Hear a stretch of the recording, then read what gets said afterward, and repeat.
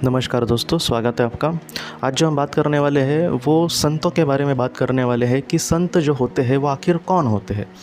मैंने इस पर एक पहली वीडियो भी बनाई थी, लेकिन बाद में जितनी जानकारी अब मुझे मिली है वो एडिशनल उसमें डालने की मैं कोशिश करूँगा।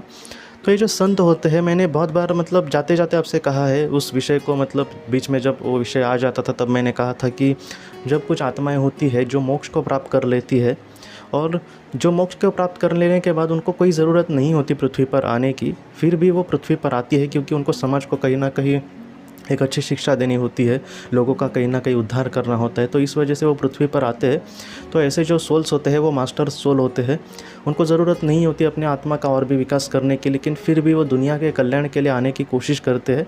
तो ऐसे जो लोग होते हैं वो ज़्यादातर संत होते हैं। तो ऐसी बातें मैंने आपसे बहुत बार कही थी, लेकिन इन बातों को बहुत ही ज़्यादा डिटेल में और बहुत ही ज़्यादा डीप में आज हम जानने की कोशिश करेंगे। तो ये जो संत होते हैं, बहुत लोगों को ये भी लगता है कि ऐसे जो संत होते हैं वो कहीं ना कहीं ईश्वर का रूप होते हैं, ऐसे जो संत होते हैं वो ईश्वर के पुत्र होते हैं, ऐसे भी बहुत लोगों को लगता है। आखिर में ऐसे क्या होता है? देखिए, ये जो संत होते हैं इनकी जो आत्मा है, उनकी भी आत्मा का निर्माण हम जैसे लोगों के जैसे ही हुआ होता है। उनमें और हम में ऐसा कोई बहुत ही बड़ा फ़र्क नहीं होता, लेकिन ये ऐसी आत्माएं जो होती है वो अपने कर्म से अपने आप में इतना अच्छा बदलाव लाते हैं कि हम जिसके बारे में सोच भी नहीं सकते। मतलब क्या है, देखिए दोस्तों, कि जैसे हमारे आत्मा का निर्माण या फिर हमारे आत्मा का जन्म कहीं ना कहीं हुआ होगा, तब इनके भी आत्मा का वैसा ही जन्म हुआ होगा। लेकिन ऐसी जो आत्माएं होती है वो जीवन को बहुत ही अच्छे से समझ सकती है। जैसे बुरा करना नहीं चाहिए, मैं प्रामाणिक रहूँगा, दुनिया में अच्छा बन के रहना चाहिए, कभी भी स्वार्थी नहीं रहना चाहिए, ऐसी जो बातें होती है वो कभी कभी 10 साल का बच्चा भी बहुत अच्छे से जानता है। उसको भी पता होता है कि किसी का बुरा करना पाप है। लेकिन क्या कि हम लोग उस तरह से बर्ताव नहीं कर पाते, जैसे स्वार्थ या फिर इन सारी लोभ, इन सारी चीज़ों को हम दिल से नहीं मिटा सकते। हमें भी पता है, हम 2-3 घंटे का भाषण भी झाड़ सकते हैं किसी के सामने कि अच्छा बनो अच्छा बनो, लेकिन हमारे खुद के जीवन में हम ऐसे बनते हैं क्या? तो बहुत कम लोग होते हैं जो इस तरह से बहुत ही अच्छा बर्ताव करते हैं। लेकिन ऐसे जो संत होते हैं वो सिर्फ अच्छी बातों को सुनते नहीं, बल्कि उसको पढ़ते नहीं, लोगों को कहते नहीं, बल्कि अपने जीवन में उसको ढाल लेते हैं। तो ऐसे जो इंसान होते हैं, ऐसी जो आत्माएं होती है, वो अपने आप में दोस्तों उनमें कंट्रोल ये जो शब्द है वो तो बहुत ही बड़ा है। कंट्रोल मतलब अपने आप पर कंट्रोल करना, अपने आप पर ताबा रखना कि मैं कुछ गलत नहीं करूँगा।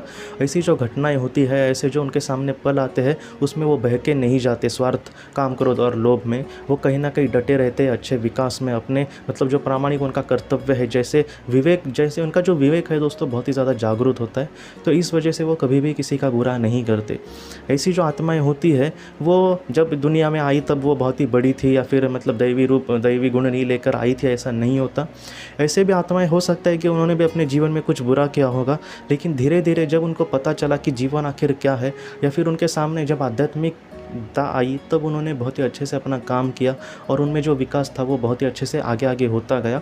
तो इस वजह से दोस्तों ऐसा जो विकास है, या फिर काम, क्रोध, लोभ को छोड़ना, विवेक को धारण करके एक बहुत ही अच्छी ज़िंदगी जीना, हमारा जो कर्तव्य है उसको बहुत ही अच्छे से निभाना, स्थितप्रज्ञ बन के रहना, ऐसी जो बातें हैं वो उनमें कुट कुट कर भरी होती है। तो इस तरह से वो अपने आत्मा का स्तर एक एक तर उनका बढ़ जाता है। ऐसी जो आत्माएं होती है उनको कभी सवाल नहीं पड़ता कि ईश्वर है कि नहीं। ऐसी जो आत्माएं होती है उनको ये सवाल नहीं पड़ता कि मेरे साथ ऐसा क्यों बुरा हुआ। ऐसी जो आत्माएं होती है उनको ये सवाल नहीं पड़ता था कि मुझे जो चाहिए वो मिल ही नहीं रहा, क्यों? ईश्वर है ही नहीं, अगर वो होता तो मुझे ज़रूर कुछ मिलता। मैंने ईश्वर का इतना किया लेकिन वो मेरा सपना ही पूरा नहीं करता, मुझे दुख ही दे रहा है। ऐसे लोगों को ऐसे सपने नहीं पड़ते, ऐसे सवाल नहीं पड़ते।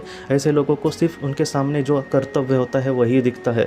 बड़े बड़े मैं संतों का आपको उदाहरण देता हूँ कि रामकृष्ण परमहंस जी को खुद गले का कैंसर हुआ, लेकिन उन्होंने कभी भगवान से ये नहीं पूछा कि हे ईश्वर, मैंने पूरी ज़िंदगी आप पर न्यौछावर कर दी, समर्पित कर दी, लेकिन फिर भी आपने मुझे दिया तो ये दिया, गले का कैंसर। उन्होंने जो भी उनकी उनके साथ जो घटना घटी उसका सम्मान किया, आंखें बंद करके उन्होंने विश्वास किया ईश्वर पर और उसके कदमों में कहीं ना कहीं वो चले गए।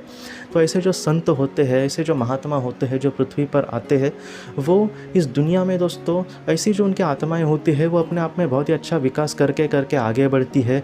कहीं ना कहीं वो 7वें लोक को भी पार कर देते हैं। तो इस वजह से कहीं ना कहीं उनको मोक्ष मिलता है, और जब उनको मोक्ष मिलता है तब उनकी आत्मा को ज़रूरत नहीं होती पृथ्वी पर आने की, उनकी आत्मा को और स्तर बढ़ाने की कभी कभी ज़रूरत नहीं होती। वहाँ से एक नया आयाम शुरू होता होगा और वो बहुत ही पवित्र आत्माओं का आयाम होगा। ईश्वर भी खुद उनसे बहुत ही ज़्यादा करीब होंगे। तो ऐसे जो आयाम है या फिर ऐसा जो ईश्वर है, ऐसा जो परमात्मा है, ये बहुत ही उसके निकट होते हैं। लेकिन फिर भी ये समाज के लिए कहीं ना कहीं मतलब उनके दिल में कहीं ना कहीं बहुत करुणा होती है समाज को लेकर, आम लोगों को लेकर। जैसे संत होते हैं, आपने भी देखा होगा कि उनके सामने कितना भी पापी इंसान आ जाए, उन्होंने कभी किसी को दूर नहीं किया। उन्होंने जितना हो सके उसको मार्ग बताने की कोशिश की, उन्होंने उनको आराम से माफ़ कर दिया। उनको माफ़ करने के लिए भी बहुत बड़ा मतलब कुछ करने की ज़रूरत नहीं पड़ी। उनका एक सामान्य जो हृदय होता है, सामान्य जो दिल होता है, उससे उन्होंने उनको माफ़ कर दिया। तो ऐसे जो बड़े संत होते हैं वो सच में इतने महान होते हैं कि हम सोच भी नहीं सकते। ऐसे जो महान संत होते हैं उनकी आत्मा जो होती है, उनको उच्च भली आत्मा या फिर हम मास्टर्स कह सकते हैं, जिनकी आत्मा का विकास बहुत ही अच्छा उन्होंने कर दिया है अपने कर्मों से। तो इस तरह से आज उनको किसी भी चीज़ की ज़रूरत नहीं है। ऐसे अगर मास्टर जो होते हैं वो पृथ्वी पर आए तो वो इसी तरह से काम करेंगे। उनके काम के तरीका में आपको सच कहूँ तो संत कबीर जी को हम ले लें, वो कुछ बड़ा मतलब गाँव घूमते नहीं थे, बल्कि जो भी वो काम करते थे उसमें वो अच्छा गुणगान करते थे ईश्वर का। बाद में लोगों को वो बहुत ही अच्छा लगने लगा और लोग मिलकर मतलब वहाँ पर सुनने आने लगे। धीरे धीरे उनका नाम अच्छा बढ़ने लगा। उन्होंने जो उनके दोहे कहे हैं उसमें उन्होंने ईश्वर को गुण जो गाया है या फिर ईश्वर के बारे में जो लोगों को बताया है, वो जन लोगों को, जैसे हमारे मतलब जैसे समाज में लोग होते हैं उनको वो समझ में आए ऐसी भाषा में कहे। नहीं तो उन्होंने ऐसी कोई भाषा में नहीं कहे जहाँ पर उनको भी समझ नहीं आ रहा, लोगों को भी समझ नहीं आ रहा। बहुत ही एक मतलब बहुत ही सिंपल करके उन्होंने लोगों को कहने की कोशिश की कि ईश्वर जो है वो बहुत ही कठिन नहीं है। ईश्वर को हम रोज़ का अपना कार्य करते हुए भी प्राप्त कर सकते हैं, कहीं हमें जाने की भी ज़रूरत नहीं है। तुम अगर कर्मों से ईश्वर के प्रति बहुत ही अच्छे से काम करने की कोशिश करते हो या फिर तुम एक अच्छा इंसान बनने की कोशिश करते हो तो ईश्वर तुमसे ज़रा भी दूर नहीं है, वो हमेशा तुम्हारे अंदर है। और अगर तुम ऐसा काम करोगे तो कहीं ना कहीं तुम ईश्वर के चरणों में ही लीन हो जाओगे। तो ऐसे जो संत होते हैं वो पृथ्वी पर आएंगे, पृथ्वी पर इस तरह से बहुत ही अच्छे से कार्य करेंगे और वो पृथ्वी को दोस्तों कहीं ना कहीं लोगों को मार्ग दिखाने की कोशिश करेंगे। और मुझे लगता है कि संत कितने भी ज़िंदगी जिए, कभी कभी मैंने देखा है कि 30-40 साल की भी उनको आयु मिली है, लेकिन उन्होंने जो दुनिया को दिया है वो आज भी अजरामर है। अगर हम स्वामी जी की बात करें तो 39 ईयर्स का, 39 वर्ष का सिर्फ उनको आयु मिला, लेकिन आज देखो कितना उनका नाम है। 150 भी उनकी जयंती हाल ही में बहुत ही अच्छे से वो संपन्न की गई थी रामकृष्ण मिशन द्वारा या फिर और भी लोगों के द्वारा। तो ऐसी जो बात है दोस्तों, मुझे लगता है कि ये जो बातें हैं या फिर जो संत होते हैं वो इतने बड़े होते हैं कि उनको फिर से पृथ्वी पर आने की ज़रूरत नहीं होती, लेकिन समाज के लिए वो आते हैं, दुनिया के अच्छे के लिए वो आते हैं। हमेशा वो दुनिया को कुछ अच्छा रास्ता दिखाने की कोशिश करते हैं। अगर खुद की बात करें वो अपने लिए कुछ भी नहीं चाहते, जितना हो सके वो दुनिया को लुटाना ही चाहते हैं। जैसे एक माँ, मुझे लगता है कि माँ और संतों का हम बहुत ही अच्छे से रिलेट कर सकते हैं। जैसे माँ जो होती है उसको बच्चे से कुछ भी नहीं चाहिए, लेकिन उसको वो लुटा देती है। कभी कभी माँ मतलब अब सब कुछ करेगी, ओवर टाइम करेगी, बहुत ज़्यादा मतलब उसका स्ट्रगल करेगी, लेकिन उसके जो उसको मिलने वाला है वो खुद को ज़रा भी नहीं रखती, वो सब अपने बच्चों के लिए रखती है। वैसे ही जो संत होते हैं कभी कभी ऐसे अपने पुण्य का भी वो दूसरों के मतलब अच्छे के लिए काम करते हैं। बहुत सारे अपने संतों के भी बारे में देखा होगा जिन्होंने लोगों की बीमारियाँ वगैरह थी जो उनको बहुत ही मतलब दूर किया और बहुत ही अच्छे से उनको एक ज़िंदगी देने की कोशिश की। तो ऐसे जो संत होते हैं सचमुच ये महान होते हैं। जो संत होते हैं उनके आत्मा का विकास इतना हो गया होता है कि उनको दुनिया के बारे में सब कुछ पता होता है। ये कभी किसी से वाद विवाद करने नहीं जाएंगे, लेकिन हमेशा ये दुनिया को ये सिखाने की कोशिश करते हैं कि ईश्वर तुम्हारे निकट है। उस ईश्वर को प्राप्त करने के लिए हमें किसी के पास जाने की ज़रूरत नहीं है, किसी की मदद मांगने की भी ज़रूरत नहीं है। सिर्फ दिल में एक अच्छाई होनी चाहिए। आपके सामने रास्ते ज़रूर चल के आएंगे, लेकिन उस रास्ते पर चलने का हिम्मत भी हमें होना चाहिए।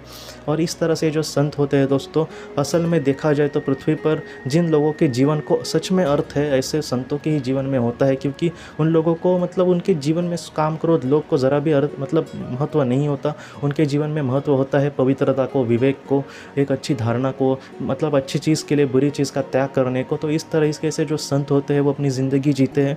जो संत होते हैं दोस्तों वो कहीं ना कहीं, मैं आपको सच कहूँ तो परमेश्वर के पुत्र जैसे ही मुझे लगते हैं। उसमें कुछ ऐसा नहीं है कि उनकी आत्मा का भी हमारे जैसे निर्माण हुआ था, लेकिन वो हो सकता है कि उनकी भी आत्मा का हमारे जैसा निर्माण हुआ, लेकिन फिर भी वो अपने कर्मों से इतने बड़े बन गए हैं कि खुद ईश्वर ने उनको कहीं ना कहीं अपने गोद में बिठा लिया है।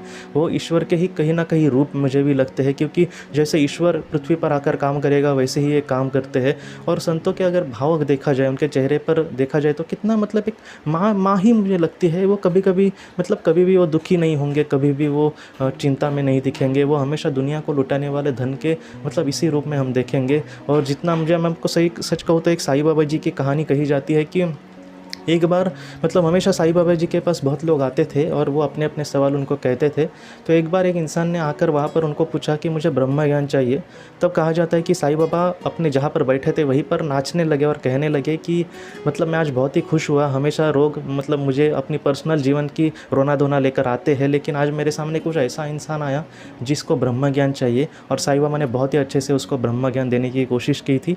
मतलब क्या कि दूसरे को ज्ञान देना, देखिए हमें कब खुशी मिलेगी, जब हमारा कोई सपना पूरा होगा या फिर मुझे मतलब बहुत सारे पैसे मिले या फिर मुझे वो मिला, मेरा मतलब कोई किसी का सपना होता है कि गाड़ी चाहिए, ये चाहिए, वो मिलने के बाद हम खुश होंगे।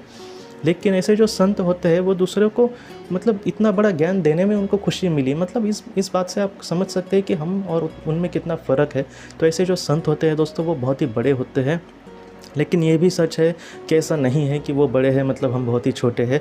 हम अगर बहुत ही अच्छे से काम करेंगे तो हम भी एक दिन उनकी मतलब उनके तरह मास्टर्स बन सकते हैं दोस्तों। बस अपने आप में कंट्रोल करके, काम क्रोध को छोड़ के, काम क्रोध लोभ को छोड़ के विवेक धारण कर हम जीवन में अगर कार्य करते हैं तो ऐसी मास्टर्स बनना भी बहुत दूर नहीं है, कुछ जन्मों में भी हम बन सकते हैं। बस उसके लिए अपने मन में दोस्तों दृढ़ निश्चय और समर्पण और संकल्प ऐसा होना चाहिए कि जो कभी भी ना टूटे, और इस तरह से एक अच्छा ज़िंदगी हम ज़रूर जी सकते हैं जिस पर खुद ईश्वर को भी हम पर गर्व हो। तो दोस्तों मुझे अब इजाज़त दीजिए, हम अपनी अगली वीडियो में मिलते हैं। आप अपना अपने परिवार का ख्याल रखना। आपका बहुत बहुत धन्यवाद। ज़िंदगी की रोशनी ये संस्था ऐसे लोगों के लिए काम करती है जिन्होंने किसी अपने को खोया है या फिर जो लोग अपनी ज़िंदगी में बहुत ही ज़्यादा दुखी है। जो लोग इस संस्था से जुड़ते हैं उनको तकरीबन 50 किताबें भेजी जाएगी उनके व्हाट्सएप पर या फिर ईमेल पर। ये किताबें आत्मलोक या फिर मौत के बाद हमारे साथ क्या होता है, इन सारी चीज़ों की आपको पूरी तरह से जानकारी देगी। और इसके साथ साथ आपको एक पास्ट लाइफ रिग्रेशन थेरेपी की ऑडियो भी भेजी जाएगी। इस ऑडियो की मदद से आप घर बैठे अपनी पास्ट लाइफ रिग्रेशन करने की कोशिश कर सकते हो। बहुत लोग पास्ट लाइफ रिग्रेशन थेरेपिस्ट के पास किसी कारण के वश नहीं जा सकते, तो ऐसे लोगों के लिए मदद के लिए ये ऑडियो तैयार की गई है। तो आप ज़रूर इस संस्था से जुड़े। इस संस्था से जुड़ने के लिए सामने जो व्हाट्सएप का नंबर दिया है आप कृपया उस पर संपर्क करें। आपका बहुत बहुत शुक्रिया।